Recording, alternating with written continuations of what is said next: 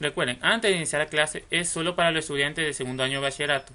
Por favor, si es de otro grado, espere que se le subirá el video de su clase. Al final del video y en la parte de comentarios se verá la parte que estará trabajando en su... Buenos días, tarde o noche. En el momento que estén viendo este video, alumno de segundo año de bachillerato, espero que le estén pasando bien en sus casas y que esta última lluvia que han estado provocando en nuestro país no le haya afectado. Como pueden ver, vamos a iniciar una continuación del tema que nos quedamos en el video pasado, iniciar con una nueva definición que serían las constantes, que es un dato numérico o alfanumérico que no cambia durante todo el proceso del logaritmo o durante la ejecución del programa. En este caso es una información que va a estar igual para todo el código que estemos trabajando. Y de esas constantes que estaremos trabajando se divide en los siguientes tipos, que puedan ser numéricos, alfanuméricos o lógicos. Pero también tenemos que tener algo en cuenta, que las constantes mencionadas se almacenan los tipos de datos que se han estudiado anteriormente. Lo vamos a guardar nosotros la constante de dos formas, con nombre o sin ellos. Las constantes sin nombre son expresiones numéricas donde se puede utilizar directamente el valor. En pocas palabras, en alguna operación matemática, como un ejemplo, realizar las operaciones de IVA, solo vamos a hacer lo siguiente, que sería IVA total igual a la cantidad de dólares y lo vamos a multiplicar. En vez de llamar a la variable IVA, voy a poner yo 0.13 o constantes con nombre que se hace a la reserva de la memoria en la cual se guarda el valor que será.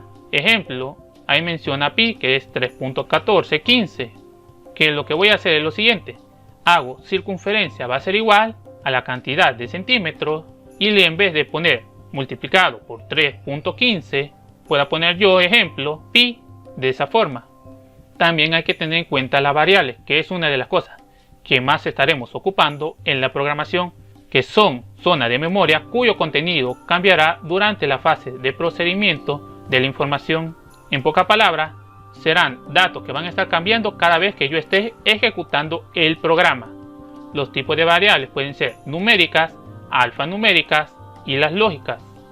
Y respecto a ello, nosotros tenemos que saber cómo poder identificar los atributos que pueda tener esa variable. Primero con los identificadores, que es el nombre que identifica de manera única la localización de memoria donde se almacena el dato. Los tipos de datos que describen el uso que especifica la naturaleza del dato que pueda almacenar en la variable. Y por último el valor que guardará en la casilla de memoria. Para hacer un ejemplo, para lo que lo entendamos mejor, es como si nosotros tuviéramos el escritorio, tuviéramos nuestra página de papel, nuestros lapiceros y lo guardáramos en un área específica. Y ahí vemos un pequeño ejemplo de cómo se vería en la programación, teniendo una variable que le voy a poner el nombre de alumno, que va a ser el identificador y que me va a guardar un dato alfanumérico. Y el dato que va a estar guardando va a ser en este caso mi nombre, que sería Marcos. Y eso va a ser el valor que va a guardar en la memoria hasta que lo termine de ocupar. Pero también tenemos que saber cómo se puede representar esos datos en la memoria de nuestra computadora. Y ahí vemos dos ejemplos de los que podemos ocupar y de los que no. De los que no podemos ocupar es que inicie con un número, que deje los espacios separados y que no tengan que tener tilde. En las últimas dos no se deja espacio separado porque va a tomar como si fueran variables distintas y no se acepta la tilde, ya que puede haber un conflicto con el código. Mientras en las variables que sí son válidas, nosotros podemos poner alguna pleca, podemos unir la palabra o la frase o la podemos separar mediante una pleca o guión bajo.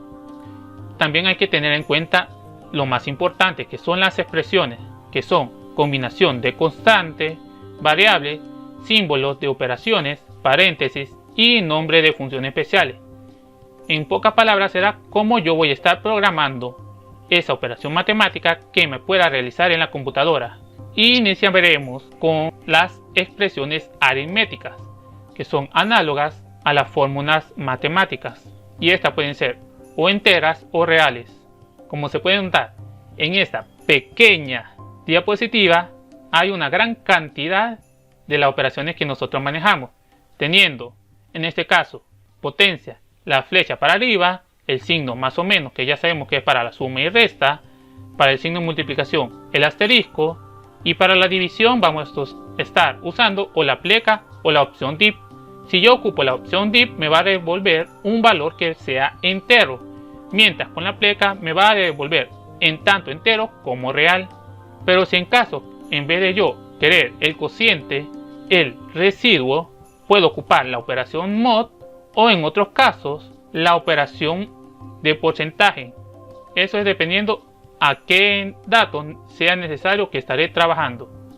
Y una de las cosas que estaríamos terminando en este video sería la regla de prioridad. En pocas palabras, cuando nosotros sabemos, cuando hacemos una operación matemática en nuestro cuaderno o en este caso en algún lenguaje de operación, hay algunas reglas que tenemos que tener nosotros constantes de cómo poder hacerla. Primeramente, que todas las subexpresiones entre paréntesis se evalúan de adentro hacia afuera. Es decir, mientras más interno sea el paréntesis, es el primero que vamos a estar hablando. Que la prioridad, dependiendo a la operación aritmética, que nosotros la vamos a identificar en la siguiente tabla de la diapositiva que veremos ahorita, que sería esa pequeña tabla que ven donde dice orden, operador o operación. Y la última regla, en caso que haya más de una operación que esté en el mismo orden o en la misma subdivisión, entre paréntesis se va a resolver de izquierda a derecha. Y en la tabla podemos ver el orden de mayor a menor, pero para estas primeras tres, teniendo las potencias en el primer orden.